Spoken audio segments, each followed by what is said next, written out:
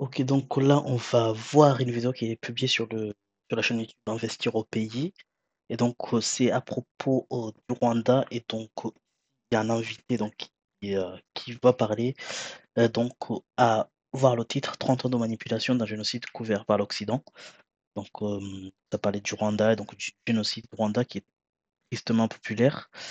Et nous allons voir ce que donc cet invité va à dire du sujet. Et donc, c'est parti.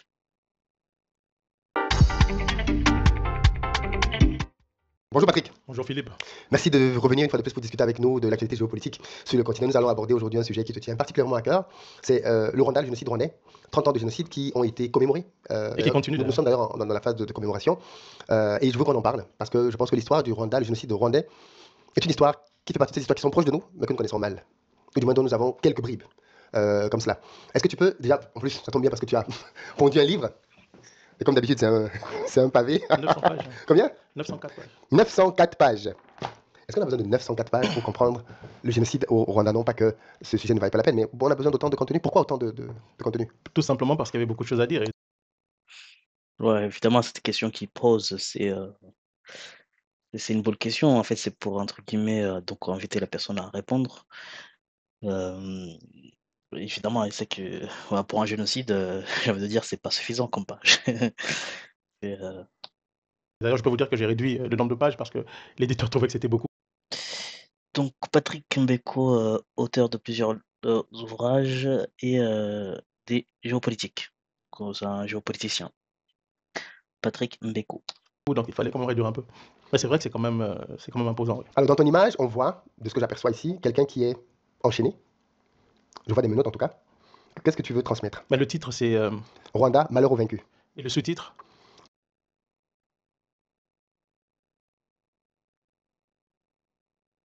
30 ans de crimes, de manipulation et d'injustice couverts par l'Occident.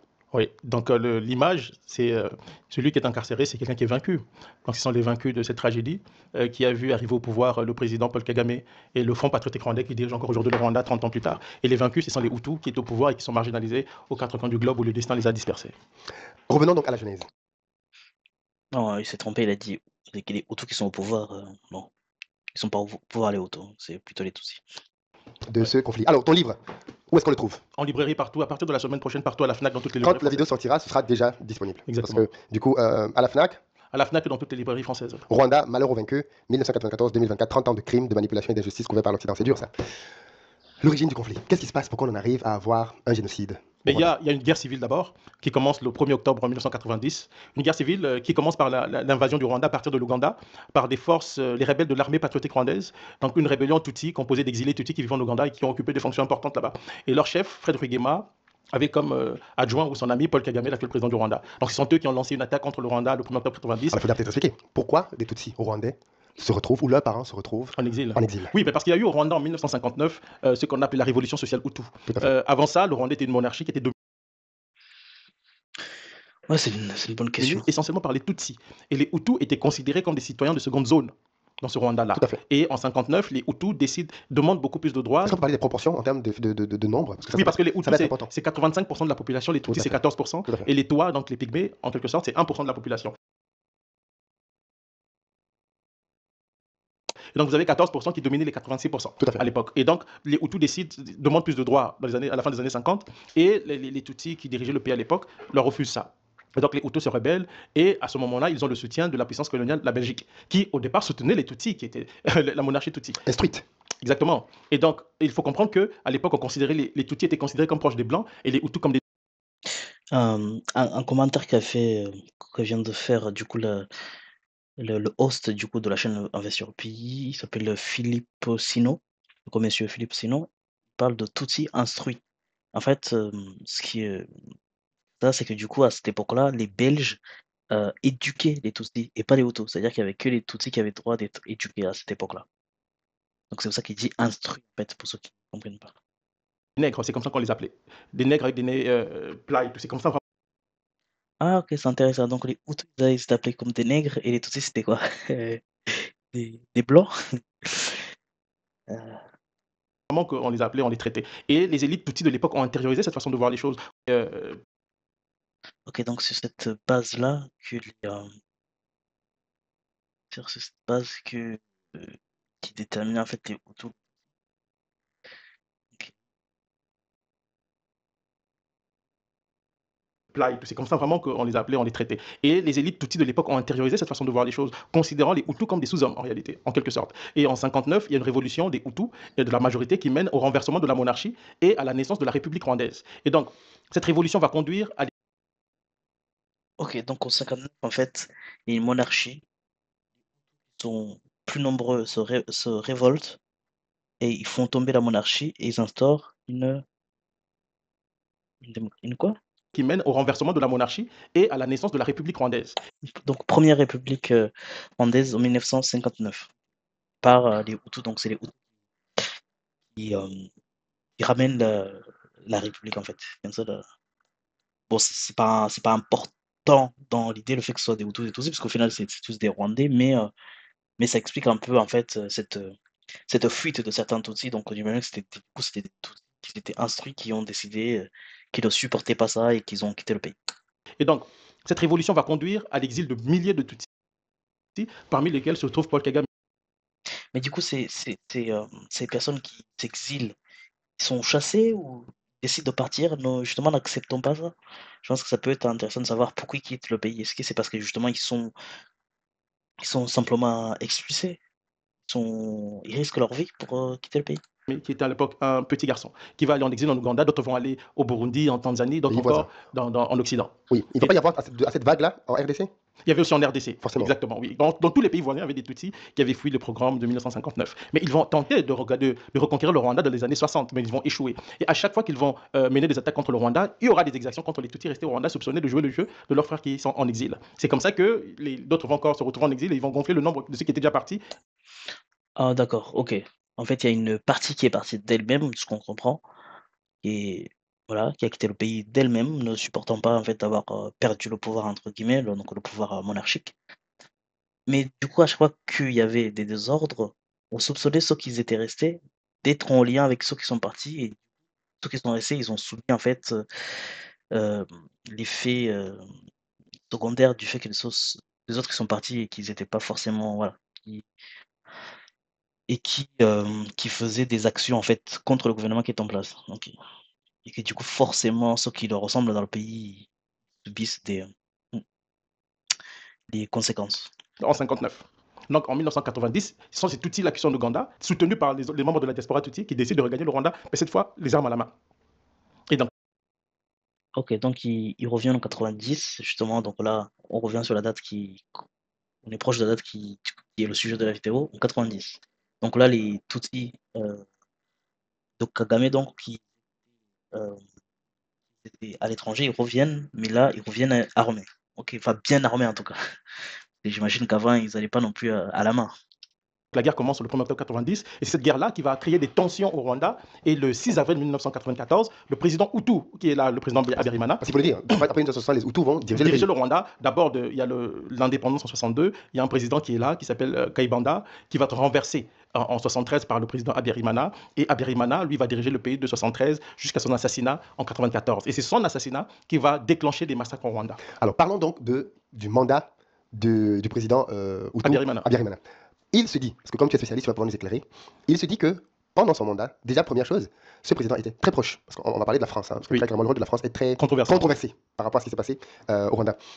Il se dit, déjà il faut qu'on soit d'accord là-dessus, que Habyarimana est très proche de François Mitterrand. Il est très proche de la France, qui littéralement le soutient, d'ailleurs très clairement, faisant de lui un allié dans la région. Est-ce que tu valides déjà cette thèse-là? Oui, la France soutient le Rwanda, mais pas pendant la guerre. Non, on n'est pas encore à la guerre, on est Oui, avant la guerre. oui, la France soutient le Rwanda d'Habyarimana, tout comme elle soutient le Zaïre de Mobutu. Tout à fait. Alors par contre, Ok, en gros, ce qu'il dit, c'est que oui, la France soutient le Rwanda, mais comme soutient, en fait, comme n'importe quel pays d'Occident, en fait, comme ils ont tendance à faire avec leur ingérence, en fait, finalement, ils ont tendance à vouloir se mêler des affaires de s'allier, mais un peu plus que s'allier, puisqu'ils viennent s'installer dans ces pays-là.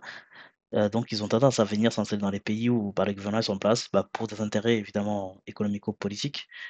Mais du coup, voilà, il n'y a rien de surprenant qu'en fait, la France s'allie avec un président au pouvoir, un gouvernement en place en fait dans un pays. il se dit aussi que pendant la direction du pays d'Habyarimana, les Tutsis Et d'ailleurs, mais du coup, ça peut ça peut nous faire penser à aujourd'hui, pareil, la France qui est alliée avec le Rwanda, quelques années plus tard. Comment un peu une histoire qui se répète quand même quelque part. Si, vont commencer. Et puis aussi, on remarque que du coup, Habyarimana, lui, il était au pouvoir depuis 73 jusqu'en 94. C'est-à-dire qu'il a fait quand même, lui aussi, pas loin de 30 ans, un peu comme les 30 ans de Kagame qui vient de fêter récemment. Voilà, donc, qui pareil était soutenu par la France, et là, la France qui soutient Kagame, une histoire un peu qui se répète, et c'est drôle de remarquer ça, de constater ça. À être marginalisés. Est-ce que ça, et puis ça se comprend au vu de l'histoire que tu viens de nous C'est raconter. faux. Habyarimana prend le pouvoir justement parce que les Hutus étaient marginalisés sous le président qui était là avant lui, son prédécesseur Grégoire Kayibanda. C'est lui il était un Hutu du Sud. Ses précisions sont très... Ah, ok. Donc Kayibanda, lui, il maltraitait les Tutsis. Donc c'était le premier, celui qui allait au pouvoir juste après la monarchie en 59. Il maltraitait les Tutsis. Et Habyarimana, lui, quand il arrive au pouvoir en 73, visiblement, implicitement, lui, il fait pas comme Kayibanda. important de vous allez comprendre pourquoi. Lui, il est Hutu du Sud. Lui, sous son règne, il y a eu quand même une certaine marginalisation des Tutsis. Ça, il faut le reconnaître. Et c'est justement à cause de ça. Parce qu'il y a la marginalisation des Tutsis, mais aussi des tensions avec les Hutus du Nord, qui réclament beaucoup plus aussi de place au pouvoir. Parce que ceux qui dominent le pouvoir à l'époque sont les Tutsis du Sud. Et donc, Habyarimana, lui, il est Hutu du Nord. Non, du coup, bon, il se mélange un peu, mais du coup, j'imagine, donc ce qu'il nous a dit précédemment, il veut dire que ceux qui ont le pouvoir, c'est les Hutus du Sud. Ok. Et donc Habyarimana avec Kayibanda. Et Habyarimana, lui, il est des Hutus du Nord. Et les Hutus du Nord, ils réclament plus de pouvoir. Voilà. Et il y a eu des tensions entre les Hutus du Sud et les Hutus du Nord. Donc il y a des Ce sont ces tensions. tensions conjuguées à la marginalisation des Tutsis qui mènent au coup d'État de 73. Ah, ok. Et du coup, les tensions entre les deux Hutus, entre guillemets, et plus le fait que le président qui était au pouvoir, donc Kayibanda, maltraitait les Tutsis, ça a facilité, entre guillemets, l'arrivée au pouvoir de Habyarimana. Qui mène Habyarimana au pouvoir. Et quand Habyarimana prend le pouvoir, Oui. il est soutenu par les Tutsis. Quel Tutsi? Parce que là aussi, il faut dire qu'il y a deux groupes. Parce qu'il y a les Il y a, Tutsis, il y a les la plupart des radicaux Tutsis, Tutsis qui sont non, pour. les radicaux sont à l'étranger. Mais ils ont quand même quelques soutiens à l'intérieur du pays. Non, ceux qui sont restés, oui, ils ont des frères et tout ça, mais la plupart des Tutsis vont soutenir Habyarimana. Et c'est d'ailleurs sous Habyarimana que la grande majorité, beaucoup de Tutsis vont prospérer à un point tel que le pouvoir économique au Rwanda, sous Habyarimana, était contrôlé par les Tutsis. Et quand on vous dit que Donc, sous Habyarimana, les Tutsis... Oh, c'est très intéressant. Ça, ce serait bien de savoir si c'est confirmé ça, parce que bon, il le dit comme ça, mais est-ce que réellement, sur Habyarimana, il y avait des Tutsis, enfin comme des Hutus, mais en tout cas, les Tutsis étaient aussi bien, comment dire, en fait, ils étaient traités sans différence. Voire même là, il parlait de majorité des Tutsis, ce qui est très intéressant. marginalisés, c'est faux, il n'y a aucune preuve. Pour preuve, après le génocide, l'OUA a envoyé une mission au Rwanda pour enquêter. Quand ils ont enquêté, ils ont revu l'histoire. Après le génocide, l'OUA a envoyé une mission au Rwanda pour enquêter. Quand ils ont enquêté, ils ont revu l'histoire du pays, des rapports entre les Hutus, les Tutsis et les Tois. Les experts de l'OUA disent ceci. En aucun moment, on a trouvé sur Habyarimana un quelconque programme contre les Tutsis. Et c'est la raison pour laquelle, d'ailleurs, je m'arrête là, je vais poser ta question, c'est que quand Kagame, les Tutsis de l'extérieur, attaquent le Rwanda, les intellectuels Tutsis de l'intérieur écrivent une lettre ouverte pour dénoncer cela. Et c'est la raison pour laquelle Kagame va massacrer la plupart d'entre eux. Ça, on ne le dit pas. alors, Ok, très intéressant. Donc les Tutsis qui étaient dans le pays, ils étaient en fait bien traités. Et du coup, quand les Tutsis de l'extérieur, euh, ils attaquent donc le gouvernement en place, parmi ces Tutsis, donc j'imagine importants, ils écrivent une lettre ouverte. Ils écrivent à qui? Bah, peut-être aux Occidentaux, j'imagine. Mais c'est très intéressant qu'il y avait des Tutsis qui écrivaient une lettre voilà, pour dénoncer ces attaques de Tutsis. Et ça, oui, effectivement, on n'en parle pas. Hein. Ça,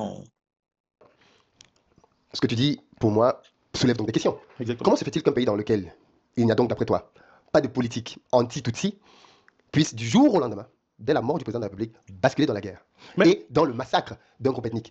Qu'est-ce que tu fais donc de tout ce qu'on appelle la radio mille collines, de tous les appels qu'il y avait, enfin, parce que quand on parle de tout ce qui est pré-génocide, ce sont les signes annonciateurs d'un génocide. Oui. Ça peut être la communication de masse qui a pour but de stigmatiser un groupe ethnique dans le pays. Est-ce que tu ne reconnais pas quand même tous ces éléments-là? Sinon, qu'est-ce qui justifierait donc une bascule du jour au lendemain? Ces éléments existent. Oui.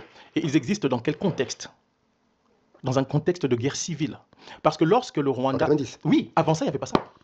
On n'a jamais entendu parler de la radio Mille Collines extrémiste avant 90. On a commencé à parler de cette radio après l'attaque du FPR, premièrement. Deuxièmement, oui, il n'y avait pas que la radio de Mille Collines. Il y avait une radio Tutsi extrémiste aussi. Qui s'appelait Kongura, un truc comme ça, qui était dirigé par Kagame. Mais... très intéressant. C'est vrai qu'on ne parle pas de cette radio, on parle que de Radio Mille Collines. Très populaire avec, donc il y avait ce film-là avec, heu, avec, c'est un acteur noir très connu qui a joué qui je crois qui a fait une série qui s'appelle Arthur. C'est quoi bon, c'est le noir qui a été élu, l'homme le plus sexy de l'année, je sais pas quelle année là, pas très longtemps. Bah, j'ai Il y oublié. avait des Mais il avait fait un film, bah, ils ont fait un film où il était acteur et du coup, bah, ça avait beaucoup parlé de cette radio de Mille Collines et le rôle qu'il a un peu, qu'il aurait joué pour aggraver, si on veut, la situation. Elle les mettait d'où? elle émettait, je crois, de l'étranger, mais il Bah y avait oui, des bon. relais. Mais ils émettaient au Rwanda. Ok, Ils émettaient au Rwanda. ok. En fait, ce que je veux dire par là, c'est que il y a eu un contexte qui a créé, engendré les événements qu'on a pu observer. Et ce contexte, c'est la guerre civile. Parce que 90, Lorsque 94. Kagame, oui, parce que 90-94. il y a Ça fait 4 4 ans. ans. Donc voilà, Eh bien, pendant tu 4 ans, peux pas dire qu'en 4 ans, justement, Habyarimana ne freine pas ça. Il mais laisse faire. justement, c'est une très bonne question. Parce que, est-ce qu'il y a eu génocide? OK, donc la radio, elle existe donc dès les premières attaques de Tutsis contre le gouvernement en place, donc des attaques terroristes. Et dès ces attaques terroristes, donc il y a cette radio qui commence à pencher plutôt vers, à être un peu extrémiste, enfin à être extrémiste, et du coup là ce que propose, la question que pose, Philippe, monsieur Philippe Simon, c'est, pourquoi cette radio n'est pas arrêtée, pendant 4 ans en fait, il va diffuser ces messages et ne pendant 4 ans, pourquoi le, président Abdeliman ne par exemple ne interdit pas cette radio qui attise la haine? Pendant les 4 ans. Mais ça a préparé le génocide. Non, ça a préparé les événements. Parce que, est-ce qu'il y a eu génocide pendant les 4 ans? Mais ça a préparé le génocide. Non, ça a préparé les événements qu'on a pu observer, c'est vrai. Oui, Mais pourquoi est-ce qu'on n'a pas... Parce qu'il ne faut pas oublier que le génocide a commencé quand Habyarimana a été assassiné. tout à fait. Donc quand il était là, il n'y a pas eu de génocide. Ça, c'est le premier élément. Ah! OK, OK, OK, mais ça explique tout en fait. OK. Donc les Tutsis, donc en tant que terroristes, ils arrivent, les terroristes dans le sens où en fait ils attaquent un pays en pouvoir, en place, hein, simplement. Donc les Tutsis, donc Kagame viennent en tant que terroristes. Ils commencent à faire des attaques au pays, donc 90. À partir de là, tu as des messages, notamment diffusés par la radio, euh, j'ai oublié le nom de la radio, Mille Collines, voilà, qui diffuse des messages haineux et qui aggrave un peu, bon, qui met un climat un peu, conflictuel, mais il ne se passe rien avant que le président, Habyarimana meure. Donc c'est-à-dire que quelque part, il y a donc des mesures pour entre guillemets «protéger les populations de l'intérieur». Malgré ces messages de haine, en fait, il y avait quand même des choses qui empêchaient parce que pourquoi le génocide s'est enclenché que à la mort de Habyarimana. C'est très intéressant. Alors qu'il y avait eu des attaques en 90 et qu'il y avait du coup cette radio qui diffusait les messages de haine pendant tout ce temps-là. Pourquoi il a fallu attendre que Habyarimana meure pour que le génocide s'enclenche? C'est que, a posteriori, c'est qu'il y avait des mesures qui empêchaient justement que ça dégénère. Oui, Et du coup, mais aussi, on a donc c'est ce terrorisme-là de Kagame, donc à l'époque où il n'était pas encore au pouvoir, qui vient en fait, qui pousse finalement certaines personnes, ou des extrémistes, à avoir des éléments pour dire que oui, les Tutsis viennent, voilà. En fait, c'est les attaques Tutsis qui ont enclenché la radio et toutes ces haines-là et puis en 94, voilà, c'est le poids, c'est la goutte qui fait déborder la vase. D'accord, mais quand il pourquoi? était là, il a laissé le climat. Non, parce que justement, Habyarimana s'oppose aux extrémistes de son propre camp. C'est la raison pour laquelle on a toujours dit, les gens de Kagame ont dit que l'attentat a été commis par les extrémistes de son camp pour le tuer et commettre le génocide. Vous comprenez maintenant? Quand ils le disent, ils ne se rendent pas compte. Ah, OK. Donc il y avait des extrémistes de Habyarimana, donc des Hutus, qui étaient prêts à renverser le pouvoir. Ce qui veut dire, sous-entendu, ils étaient vraiment pas en accord avec comment Habyarimana dirigeait le pays. Et donc, qui dit extrémiste Hutu dit contre les Tutsis. Donc en fait, dans tous les cas, soit c'était tué par les Hutus et en fait ça confirme qui lui, en tant que Hutu, quand même, avait une politique respectable envers les Hutus et les Tutsis, et que du coup, ça ne plaisait pas aux extrémistes, soit il a été tué par les Tutsis, et dans tous les cas, ça montre que cette attaque-là n'avait pas lieu d'être. Enfin, les Tutsis n'avaient pas à faire les attaques qu'ils faisaient en tant que terrorisme, enfin, le terrorisme qu'ils ont fait depuis 90. Ils piègent leur propre narratif. On dit que Abiyarimana a été assassiné pour déclencher le génocide. Et ce sont les extrémistes de son propre camp qui l'ont assassiné justement parce que lui n'était pas extrémiste. Et je rappelle qu'il était soutenu par certains Tutsis, dont le père du chanteur Corneille, Émile Nyongora, qui a été assassiné lui et toute sa famille par les hommes de Kagame. Donc c'est le contexte de guerre. Pourquoi? Parce qu'il y a deux événements majeurs qui permettent de comprendre ce qui s'est passé au Rwanda. La guerre de 90 commence. Les hommes de Kagame nettoient systématiquement le nord du Rwanda. Ils massacrent tous les Hutus qu'ils trouvent là-bas. Donc ça crée un déplacement de population du nord vers le sud. Ouais, en fait, j'ai envie de dire, enfin, la cause du génocide, elle est évidente. C'est-à-dire 90, tu as des attaques terroristes donc de Kagame qui arrivent. 90, ils échouent, entre guillemets. Donc, comment ils peuvent ne pas penser qu'il y aurait cette radio-là? En fait, cette radio, c'était évident qu'elle allait apparaître. Et comment les violences n'allaient pas apparaître, en fait? C'est fou quand même. C'est très intéressant ce qu'il dit. Enfin, parce que du coup, on peut pas nier qu'il y a eu cette attaque. Parce qu'à partir du moment où un pouvoir, où un groupe armé n'est pas au pouvoir et qu'il attaque un pays, c'est du terrorisme. Il y a pas. Ok. Et les populations. Donc en fait, il y a eu du terrorisme de 90 en 84. En 94, en 84, de 90 en 94. Tout raconte, c'est qu'ils ont vécu dans les zones contrôlées par le FPR, de Kagame, le Front Patriotique Rwandais. Premièrement. Mais il y a un autre événement dont on ne parle pas beaucoup, qui permet de comprendre la radicalisation de certains Hutus. Ce sont les événements au Burundi. Au Burundi, en 93, il y a des élections. Au Burundi, pendant longtemps, le pouvoir était conservé par les Tutsis, la minorité Tutsi, parce qu'ils ont la même configuration ethnique là-bas. Les Tutsis dominent l'armée au Burundi. Il y a eu même eu un génocide en 72, des Hutus au Burundi. En 93, il y a des génocide des Hutus. Oui, perpétrés par l'armée Tutsi. Ok, ils sont minoritaires, mais Ils sont contre l'armée. En 93, il y a des élections au Burundi. Oui, perpétrés par l'armée Tutsi. Ok, ils sont minoritaires. Ok. Il y a un génocide contre les Hutus au Burundi. Ok, personne n'en parle, ça. D'accord. Donc, enfin, après, pareil, génocide, je suis sûr que quand. Enfin, je suis sûr, on peut penser que pareil, il y a eu des conflits comme ça, un peu. Pareil. Ouais. Donc, ok, il y a un génocide. Officiellement, il y a un génocide de Tutsis contre les Hutus. Ok. Ils sont contre l'armée. En 93, Ou génocide des Hutus par les Tutsis. il y a des élections au Burundi. Le président élu est un Hutu, Melchior Ndadaye. Il dit. Ok. Il y a un génocide contre les Hutus qui sont minoritaires au Burundi. Et aux élections, les Hutus gagnent alors qu'ils sont minoritaires. Très intéressant. Puisque nous avons toujours connu des problèmes ethniques, il va mettre en place un gouvernement pluriethnique composé des Tutsis et des Hutus. Au Rwanda, à l'époque, il y a la guerre civile, parce qu'on est en 93, et les Rwandais sont en négociation à Arusha. Pour les accords. Ok, non, mais c'est bien qu'il fasse un parallèle, parce que finalement, ce qui se passe, c'est vraiment ça, un lien direct et un impact direct sur ce qui se passe sur le pays voisin.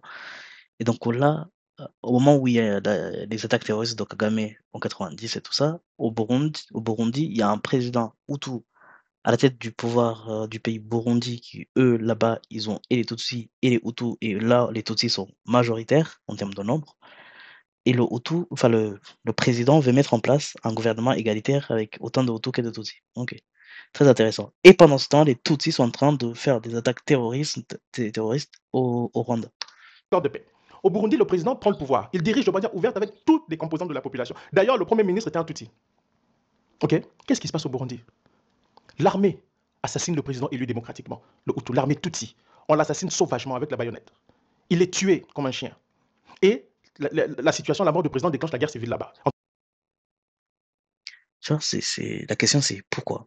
Pourquoi un président qui arrive au pouvoir et qui partage le pouvoir avec tout le monde, pourquoi est-ce qu'il y aurait une armée qui viendrait le tuer? Tu vois? Bon, là, il dit armée Tutsi, bon, c'est très intéressant. En tout cas, des échauffourées, il y a des massacres et tout. Les Hutus du Burundi affluent au Rwanda, ils fuient les exactions de l'armée Tutsi burundaise. Quand ils arrivent au Rwanda, qu'est-ce qui se passe? Les Hutus, leurs frères Hutus qui voient ça, qui entendent les histoires de ce qui se passe au Burundi, se disent quoi? Mais si ces Tutsis ne sont pas capables d'accepter le processus de paix, qu'est-ce qui nous dit qu'ils vont accepter les négociations de paix que nous faisons ici? Et qu'est-ce qui se passe le 6 avril 1994? Alors qu'il y a eu des accords d'Arusha, on donne à Kagame qui est minoritaire 40% de l'armée. et des institutions politiques. Les Tutsis, les Tutsis du FPR de Kagame assassinent les deux présidents Hutus. Et celui du Rwanda, Habyarimana, est le successeur de celui du Burundi, c'est Prince Taryamira.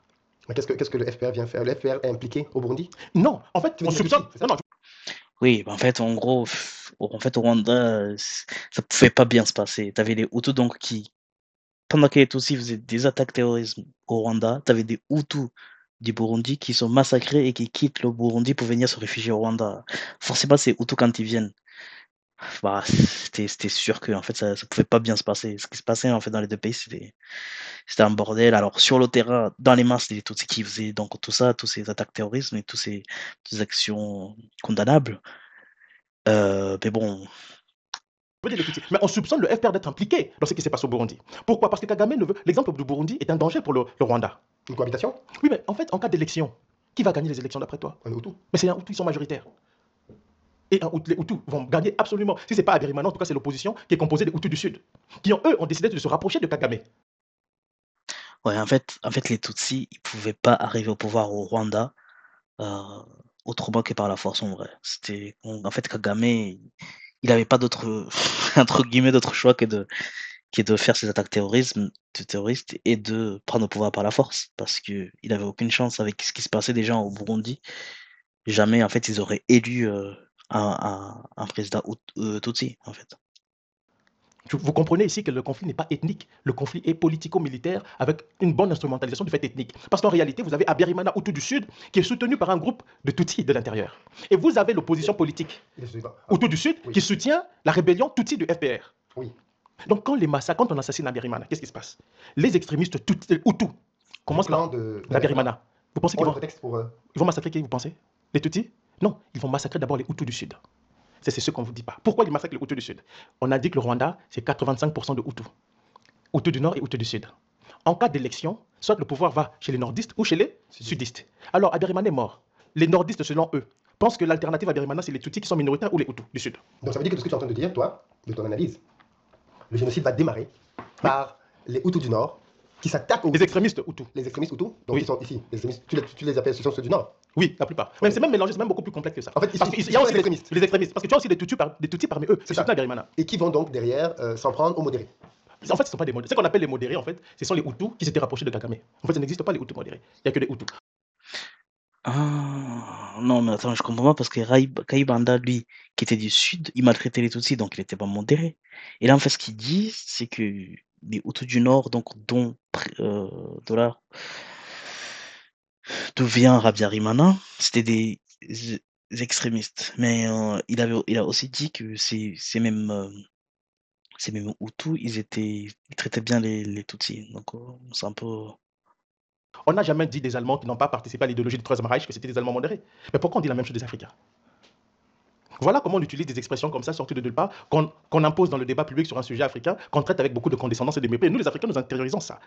Mais vous savez qu'il y avait, le représentant du secrétaire général de l'ONU au Rwanda, c'est un Camerounais, Jacques-Roger Boubou. Qu'est-ce qu'il dit? Il a écrit un livre, il faut le lire. Il explique ça. Son assistant, c'est un Camerounais, M. Ngijol, Albert Ngijol. Il dit clairement que, en fait, dans ces massacres, on s'est rendu compte qu'on n'assassinait pas les gens pour des raisons ethniques, parce qu'en final, on a vu des Hutus tuer des Hutus et des Tutsis, et des Tutsis tuer des Hutus et des Tutsis. Ok, c'est qui? On va voir. Voilà comment on utilise des expressions comme ça, sorties de nulle part, qu'on impose dans le débat public sur un sujet africain, qu'on traite avec beaucoup de condescendance et de mépris. Et nous, les Africains, nous intériorisons ça. Mais vous savez qu'il y avait, le représentant du secrétaire général de l'ONU au Rwanda, c'est un Camerounais, Jacques-Roger Boubou. Jacques-Roger Boubou, il faut aller le voir ce qu'il dit dans son livre. Jacques-Roger Boubou. Qu'est-ce qu'il dit? Il a écrit un livre, il faut le lire. Il explique ça. Son assistant, c'est un Camerounais, M. Ngijol, Albert Ngijol. Il dit clairement que, en fait, dans ces massacres, on s'est rendu compte qu'on n'assassinait pas les gens pour des raisons ethniques, parce qu'en final, on a vu des Hutus tuer des Hutus et des Tutsis, et des Tutsis tuer des Hutus et des Tutsis. Vous voyez? Donc, c'est un sujet qui est très complexe. Alors, le problème, c'est quoi? Son assistant, c'est un Camerounais, M. Ngijol, Albert Ngijol. Ouais, ça ce qu'il dit, c'est vraiment, justement, ce qu'il dit, c'est ce qui permet de se poser des questions, c'est-à-dire les Hutus ont tué des Hutus et des Tutsis, et les Tutsis ont tué des Hutus et des Tutsis. Si c'était vraiment une guerre ethnique, voilà, pourquoi? Il dit clairement que, en fait, dans ces massacres, on s'est rendu compte qu'on n'assassinait pas les gens pour des raisons ethniques, parce qu'en final, on a vu des Hutus tuer des Hutus et des Tutsis, et des Tutsis tuer des Hutus et des Tutsis. Vous voyez? Oui. Donc, c'est un sujet qui est très complexe. Alors, le problème, c'est quoi dans le dossier du Rwanda? C'est que l'histoire de ce pays a été kidnappée par des chercheurs et des journalistes occidentaux qui ont une vision caricaturale des conflits africains. C'est ça le vrai problème, en fait. Et c'est ce que j'essaie de démontrer dans le livre. À partir du moment où on a un schéma simpliste avec les bons et les méchants, les Hutus et les Tutsis, tout est simplifié. Mais pourquoi, si c'était une affaire de Hutus et de Tutsis, pourquoi Kagame a tué le père de Corneille qui était Tutsi? Si c'est un conflit entre Hutus et Tutsis, pourquoi les extrémistes Hutus, leur première victime, vous savez c'est qui? C'est la première ministre du Rwanda, Madame Agathe Uwilinginimana, Hutu du Sud. C'est elle qui a assassiné avec toute sa famille, ses enfants, tout le monde. Donc c'est un conflit complexe. Quand on parle de prédisposition, génocide, tout ça, oui, mais c'était par rapport au contexte sociopolitique et sécuritaire. C'est-à-dire que c'est comme si vous me dites ici qu'il y a des troubles dans le pays, les opposants, le pouvoir ne s'entend pas, qu'il y a des échauffourées tout le temps. Mais un tel contexte est propice à toutes les dérives. Vous êtes d'accord avec moi? C'est juste ça. Ce n'est pas parce que les Hutus auraient planifié. Je rappelle, c'est très important de le dire. On l'a dit, le génocide a commencé avec l'assassinat d'Abiyarimana par Kagame. Ça, c'est la première chose qu'il faut dire. Mais les gens qui ont été accusés, que l'avion a été abattus par Kagame. Tu as des preuves? Mais les gens du FPR qui ont abattu l'avion, eux-mêmes l'ont dit. C'est pas moi. Ça peut être les gens qui se sont retournés contre Kagame. Oui, mais eux tous donnent des détails très précis. Mais à part ça, un autre détail important. Il y a eu des enquêtes en Belgique, à l'ONU, en France et en Espagne. Pourquoi? Parce que les ressortissants de ces pays ont été assassinés là-bas, notamment les Espagnols et les Français, parce que les membres d'équipage de l'avion d'Abiyarimana, c'était des Français. N'est-ce pas? Il y a eu des enquêtes dans ces pays-là. En Espagne, les Espagnols ont été tués par les hommes de Kagame parce que c'était des témoins gênants des crimes perpétrés par les hommes de Kagame. Il y a eu une instruction en Espagne, ils ont lancé 40 mandats d'arrêt contre les proches de Kagame. 40 mandats. Kagame en fait partie? Non, parce que lui, il était couvert par l'immunité présidentielle. ouais. En France, la première enquête du juge Bruguer a identifié 7 personnes autour de Kagame. Il y a eu un mandat d'arrêt et Kagame aussi devait être poursuivi, mais par l'ONU. L'ONU a mené une enquête dans les années 90, 97, 98. Les enquêteurs onusiens sont arrivés à la conclusion que l'avion a été abattu par les hommes de Kagame. Ils sont entrés en contact avec les gens qui ont fait l'opération, qui ont mené l'opération. Lorsque le chef des enquêteurs de l'ONU, M. Michael O'Rogan, des nationalités australiennes, paix à son âme, est allé voir la procureure en chef du tribunal pénal international pour le Rwanda pour lui dire, écoutez, nous avons reçu des informations crédibles des gens qui ont participé à l'attentat, nous devons les exfiltrer du Rwanda et tout ça, on a des éléments. La procureure dit, c'est bon, continuez le travail. Quelque temps après, la procureure qui est canadienne, elle change d'avis. Pourquoi? Parce que la communication entre Michael O'Rogan et Mme Louise Arbour, la procureure canadienne, s'est déroulée à l'ambassade des États-Unis qui soutenait Kagame et qui sait qui a perpétré l'attentat. Ils ont étouffé le dossier. Seulement, la successeur de Louise Arbour, Mme Carla Del Ponte, a mené aussi une enquête, mais secrètement. Parce qu'elle a été limogée quand elle a commencé à enquêter sur les crimes de Kagame au Rwanda pendant le génocide. Les États-Unis et la Grande-Bretagne l'ont limogée du tribunal. J'explique tout dans le livre. Ils ont fait sauter le dossier. En France, c'est la même chose. Quand Sarkozy est arrivé au pouvoir, son objectif était de se rapprocher de Kagame pour permettre à la France d'avoir accès à la région des Grands Lacs, d'où elle avait été chassée après la guerre du Rwanda et du Congo, parce que la France soutenait aussi Mobutu à l'époque. Il ne faut pas l'oublier. Ils ont fait sauter le dossier de l'attentat. Et je révèle pour la première fois dans ce livre les témoignages d'un juge français qui m'explique comment la justice de son pays est corrompue dans ce dossier. Donc, sur la base de tous ces éléments-là, pour toi, tous les faisceaux pointent vers Kagame. Tout. Il n'y a pas. Pourquoi les Hutus auraient tué leur président? La seule hypothèse que les hommes de Kagame disent, c'est qu'ils ont tué Abiyarimana pour perpétrer le génocide. Si tel est le cas, mais Philippe, si tel est le cas, mais c'est ce qui s'est passé. c'est-à-dire que, non, mais si tel est le cas, ça veut dire qu'Abiyarimana n'a jamais préparé le génocide. Vous êtes d'accord avec moi ou pas? Oui, mais qui a dit qu'il a préparé le génocide? Mais c'est ça la version officielle, que le génocide était préparé sur Abiyarimana. Mais vous m'avez demandé à plusieurs reprises. Vous avez dit qu'il y avait des éléments précurseurs. Non, je n'ai pas dit. C'était sur Abiyarimana. Ok, donc ce qui est clair, c'est que Abiyarimana, en fait, le pouvoir en place, n'a pas préparé le génocide. Ça, c'est sûr, parce que sinon, il ne serait pas mort avant. Enfin bref. Oui, mais ça ne veut pas dire qu'il est en train de préparer un génocide. Ça veut dire qu'il laisse le climat délétère s'installer. Moi, c'est ce que je veux dire. Je ne dis pas que. Prenons le cas de la radio de 1000 collines. Oui, parce qu'il aurait pu faire interdire cette radio. Oui, mais il y a eu je vous donne un exemple que je traite dans le livre. Pour rappel, la radio de 1000 collines, c'était une radio propagandiste, oui, haineuse d'ailleurs, qui à longueur de journée incitait à la violence, il y a eu de cafard, des jugements au tribunal pénal international pour le Rwanda. Ouais, mais cette radio ne pouvait pas ne pas exister, puisque au vu des attaques terrorisme qu'il y avait donc de la part de Kagame, et puis au vu des situations qu'il y avait dans les pays voisins, voilà. Donc cette radio ne pouvait pas ne pas exister, et puis de toute façon, on comprend que il y avait quand même des parties où, voilà, le gouvernement en place, il commence à perdre quand même quelques, comment dire, il avait beaucoup de problèmes en fait par du coup ce groupe de Hutus qui est extrémiste et que du coup c'est des radios qui dans ce groupe-là en président ne peut pas aller tout simplement et aller comment dire arrêter une radio comme ça qui n'est pas dans son pouvoir quoi. Il peut en soi il pourrait mais je pense que lui son objectif c'était pas non plus de se mettre à dos les Hutus les Tutsis en fait lui il voulait juste calmer les choses. C'est ça qui peut expliquer. Puis de toute façon, d'autant plus qu'il y avait une radio de Tutsi aussi qui faisait pareil, mais qui elle, visiblement, personne n'en parle. Concernant les militaires, les responsables politiques, les responsables des médias. Qu'est-ce qu'on sait maintenant de ces jugements? C'est que la radio des 1000 collines n'avait pas été créée pour perpétrer le génocide. Elle s'est radicalisée avec la guerre. C'est différent. C'est comme si le Cameroun était attaqué aujourd'hui. La télévision nationale qui est là et tout ça, qui est correcte, se rend compte qu'on a des infiltrés entre guillemets à l'intérieur du pays. Vous pensez quelle sera la position des médias au Cameroun? Sans contexte de guerre, il n'y aura pas de radicalisation. Mais regardez vos médias ici en France. LCI, la chaîne ukrainienne française là. Moi j'appelle ça chaîne ukrainienne. Les gars sont radicalisés depuis le début de la guerre en Ukraine. Ils ont perdu toute objectivité, vous êtes d'accord avec moi? Mais c'est un contexte qui a permis ça. Vous êtes d'accord avec moi? C'est ce qui s'est passé au Rwanda. Ouais. La radio de Mille Collines, selon les jugements, on regarde des preuves qui ont été présentées, c'est radicalisé avec la guerre. En fait, les juges font la distinction. 90, hein. Oui, les juges font la distinction. Et d'ailleurs, je me dis, c'était peut-être la seule radio qu'il y avait, mais comment ne pas se radical. Enfin, c'était obligé que ça allait y avoir des radios qui allaient traiter ça de cette façon-là, puisque il y avait des attaques terroristes, clairement. Et j'insiste sur ces attaques terroristes, parce qu'à partir du moment où tu as un groupe armé qui attaque un pays, qui attaque un gouvernement au pouvoir, c'est de l'attaque terroriste. Après, derrière, une fois qu'ils ont pris le pouvoir, bah voilà. Mais avant ça, c'est des attaques terrorisme, et du coup, il y a aucune. Enfin, c'est obligé que s'il y a des attaques terroristes, qu'il y ait en fait des médias qui traitent les sujets et qui alarment entre guillemets la population. C'est normal. Distinction entre la radio de Mille Collines d'avant et de la Voilà. 6 avril. Si on est objectif, c'est pas choquant qu'il y a ces radios-là. Et de vice versa, il y avait des radios du coup visiblement Tutsi, donc qui étaient financées par Kagame ou autres, et qui, lui, de ce côté aussi, je pense qu'il faisait les mêmes messages. Mais voilà, ça c'est passé un peu sous le tapis, quoi. Date de l'assassinat du président Biarimana. Ils font la distinction. Donc ce sont des choses qui ne sont pas beaucoup connues, mais qui méritent d'être mises à la disposition du public pour avoir une position nuancée de ce dossier complexe. En tout cas, voilà, pour moi, c'est ce que je viens d'apprendre. Moi, j'avais entendu parler de cette radio, et pour moi, je pensais que c'était une radio extrémiste du début jusqu'à la fin.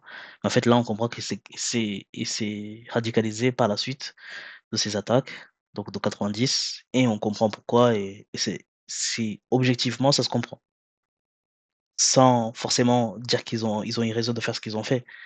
Simplement que c'est pas surprenant de savoir qu'un média s'est radicalisé suite à ces attaques terroristes. Si donc c'est Kagame qui, avec le FPR, est à l'origine de la mort du président Biarimana, comment expliquer que dès les premiers instants, les extrémistes Hutus commencent les massacres, comme s'ils s'y attendaient? Parce que les massacres, je vous ai parlé du contexte burundais, n'est-ce pas? Oui. Quand on abat le président Biarimana. Si personne ne s'y attend, pourquoi ne pas faire la voie constitutionnelle? Qui est supposé prendre le pouvoir? Il y a eu tout ça. Quand on tue le président Biarimana, bah, en fait, déjà, il y avait cette question. En fait, je pense que la bonne réponse. Bon, on va écouter la réponse, mais on va écouter la réponse. qu'est-ce qui se passe par la suite? Kagame ordonne à ses hommes d'attaquer l'armée rwandaise sur tous les fronts. Là, on passe de la guerre de basse intensité, après la signature des accords d'Arusha, à une guerre de haute intensité. Kagame attaque le Rwanda sur plusieurs fronts. Les extrémistes Hutus se disent quoi? Nous voyons se répéter ce qui s'est passé 6 mois plus tôt au Burundi. Ils viennent pour non seulement prendre le pouvoir, mais pour réinstaller le Rwanda féodal de l'époque où nous allons devenir des sous-hommes. C'est dans cette psychologie-là que sont beaucoup de Hutus qui décident de tuer. Je ne justifie pas, mais j'essaie de comprendre, je vous explique pourquoi. Dans quelle prédisposition psychologique sont les Hutus quand ils voient ça? Ils ont vu un président Hutu assassiné au Burundi, et ils voient un des leurs, Hutu aussi, assassiné au Rwanda, par les mêmes, mais ceux qui étaient chassés de 59 et qui reviennent prendre le pouvoir par la force pour les assujettir, ce qu'ils font aujourd'hui en fait.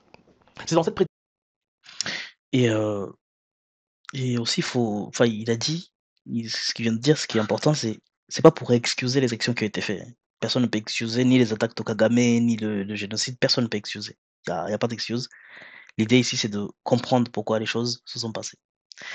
Et donc, disposition qu'ils ont. Et c'est la raison pour laquelle il y a ce déchaînement de fureur et de colère. Parce qu'ils tuent qui? Pourquoi est-ce qu'on tue les Hutus de l'opposition tout? Parce qu'ils sont réputés être proches du FPR. On ne tue pas l'autre. D'accord. En fait, dès les premières attaques, les Hutus tuent les Hutus. C'est très intéressant. Okay. Les extrémistes, en fait, tuent les moins extrêmes. Parce qu'il est de l'ethnie différente ou pas. On tue l'autre parce qu'il est soupçonné d'être de connivence avec l'ennemi. Il est l'ennemi. C'est pour ça qu'on tue. On n'attaque pas les Tutsis parce qu'ils sont Tutsis. On a un jugement du TPIR qui dit d'ailleurs que quand la guerre a commencé en 90, il y a eu 10 000 arrestations au Rwanda. Pendant longtemps, on nous a dit que c'était des Tutsis. Mais moi, j'ai discuté avec certains militants de droits de l'homme rwandais qui m'ont dit non, monsieur Mbeko, 70% des personnes incarcérées étaient Hutus. Ah, c'est très intéressant. C'est très intéressant. Donc, le TPIR, c'est une instance qui a été créée par l'ONU pour justement investiguer ce qui se passait au Rwanda en 90. Donc, au moment où Habyarimana était encore au pouvoir. Et la majorité de ceux qui sont arrêtés, c'est des Hutus. C'est très intéressant, ça. C'est très intéressant. J'étais choqué quand je l'ai appris. Moi, j'ai dit, mais non.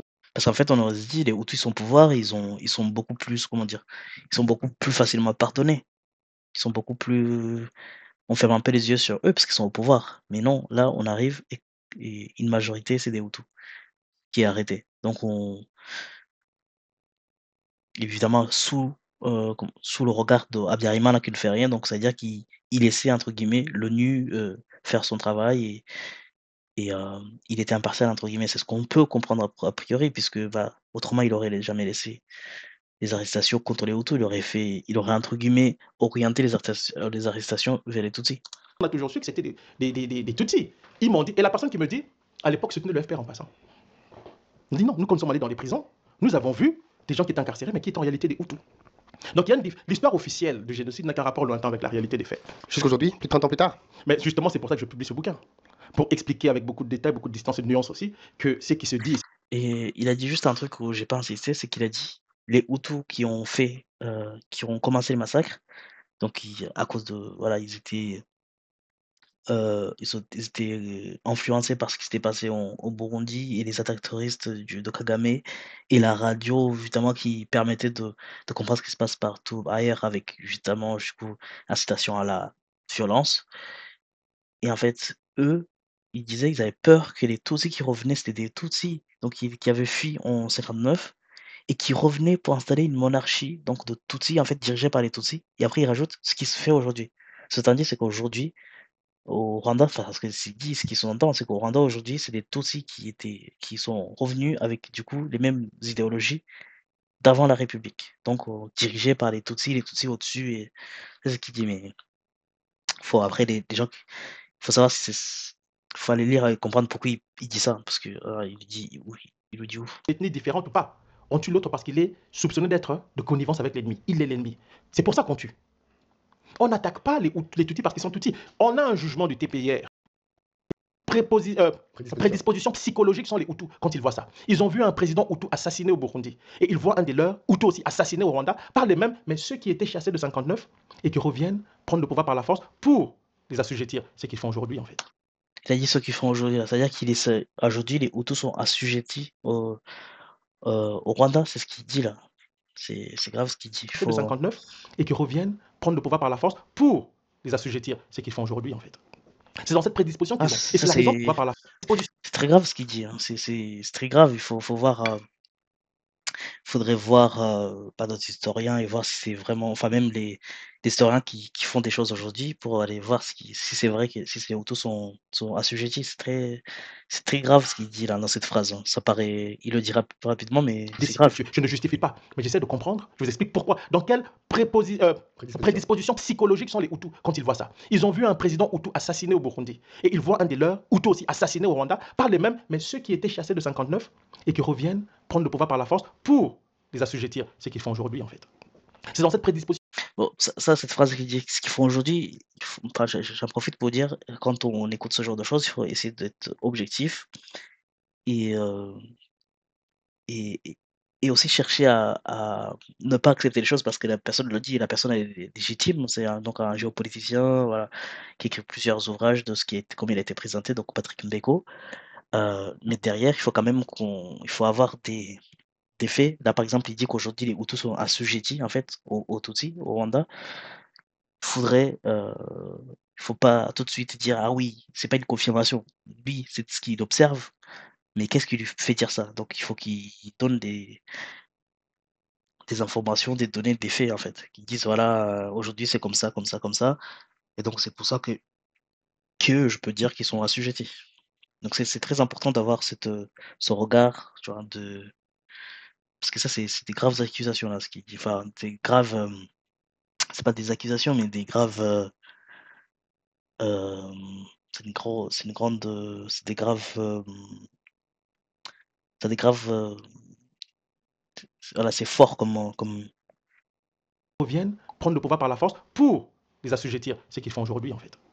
C'est dans cette prédisposition qu'ils ont. Et c'est la raison pour laquelle il y a ce déchaînement de fureur et de colère. Parce qu'ils tuent qui? Pourquoi est-ce qu'on tue les Hutus de l'opposition? Parce qu'ils sont réputés être proches du FPR. On ne tue pas l'autre parce qu'il est de l'ethnie différente ou pas. On tue l'autre parce qu'il est soupçonné d'être de connivence avec l'ennemi. Il est l'ennemi. C'est pour ça qu'on tue. On n'attaque pas les Tutsis parce qu'ils sont Tutsis. On a un jugement du TPIR.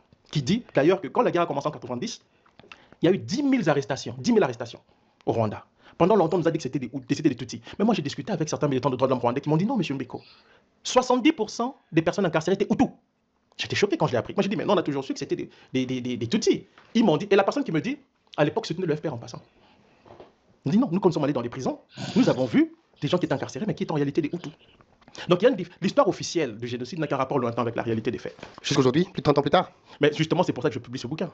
Pour expliquer avec beaucoup de détails, beaucoup de distance et de nuances aussi, que ce qui se dit et ce qui s'est véritablement passé a une différence. Pour finir sur cet aspect-là, il y a eu 2 chercheurs américains qui ont travaillé pour le tribunal pénal international pour le Rwanda, Nicolas Davenport et Alan Stam. Eux, ils ont travaillé pour l'ONU au Rwanda. Ils sont allés au Rwanda. Ils étaient comme tout le monde prédisposés. Le génocide des Tutsis, ce sont les Tutsis qui ont été massacrés, tout ça. Ils sont là, ils vont aller faire leur enquête. 10 ans d'enquête. Ils ont eu accès à des données auxquelles personne n'a eu accès. Quand ils sont arrivés à la fin, ils se sont rendus compte que ce qu'ils observaient et ce qu'ils pensaient être la vérité, il y avait une grande différence. Et ils ont dit, nous sommes allés au Rwanda en nous disant, comme tout le monde, qu'il y avait des Hutus qui avaient perpétré un génocide contre les Tutsis. Mais après avoir tout vu, nous nous sommes rendus compte que ce que nous croyons être la vérité ne l'était pas. Un détail.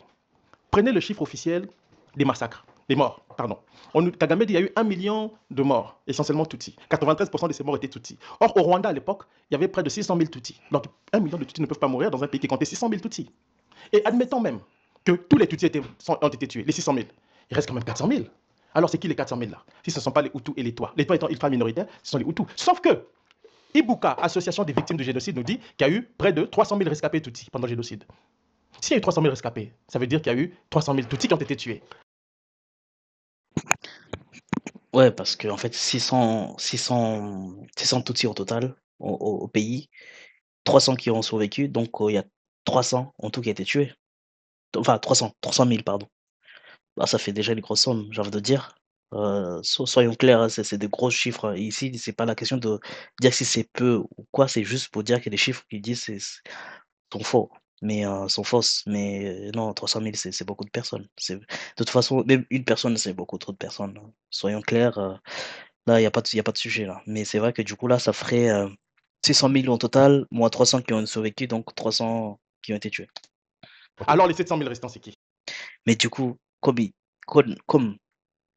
n'a pu y avoir que 300 de tués, or les chiffres disent qu'il y a 1 million de personnes qui sont mortes, c'est-à-dire que 700 000 personnes qui sont mortes sont nécessairement des Hutus. Nécessairement. Et ça, c'est grave. Alors, j'espère vraiment que les chiffres sont gonflés et qu'il n'y a pas 1 million. Enfin, après, non, ça c'est sûr qu'il y a eu 1 million puisqu'il y a eu. C'est fou. Parce que, soyons clairs, les chiffres, s'il y a bien eu 1 million de morts, il y a eu nécessairement 700 000 Hutus qui ont été tués. Nécessairement. Simplement par soustraction. 600 000 Tutsis au total, 300 rescapés, donc 300 tués, Tutsis tués. Le reste, c'était que des Hutus. Mais j'ai envie de dire, même 300 de Tutsis tués, c'est déjà énorme. Je suis d'accord, il n'y a pas de. C'est pas le sujet. Ici, le sujet, c'est de dire que les chiffres sont fausses. Voilà, c'est tout. Et que la majorité qui a été tuée, c'était des Hutus. C'est tout ce que ça veut dire. Mais à mort, c'est déjà à mort de trop. Si on prend les chiffres du gouvernement rwandais. Au final, c'est le génocide des Hutus alors. En réalité, ce qui s'est passé, c'est pour ça qu'au début, l'ONU parlait du génocide rwandais. L'expression, la dénomination génocide des Tutsis a été utilisée à partir de 2017, sur pression du Rwanda, à la grande déception des États-Unis, de la Grande-Bretagne, ses alliés. Je rappelle ça. C'est pour ça qu'on parlait du génocide des Tutsis et des Hutus dits modérés, même si je ne suis pas d'accord avec cette dénomination-là. Pour ceux d'entre vous qui veulent faire du business en Afrique comme moi et développer des revenus. Ok, donc la vidéo s'arrête là.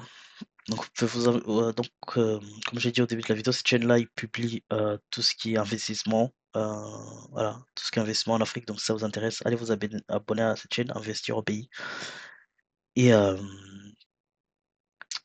puis, si vous voulez voir ce genre de vidéos où je commande certaines vidéos, bah, vous pouvez vous abonner sur cette chaîne-là. Vous pouvez vous abonner en dessous de la vidéo et je vous dis à très bientôt.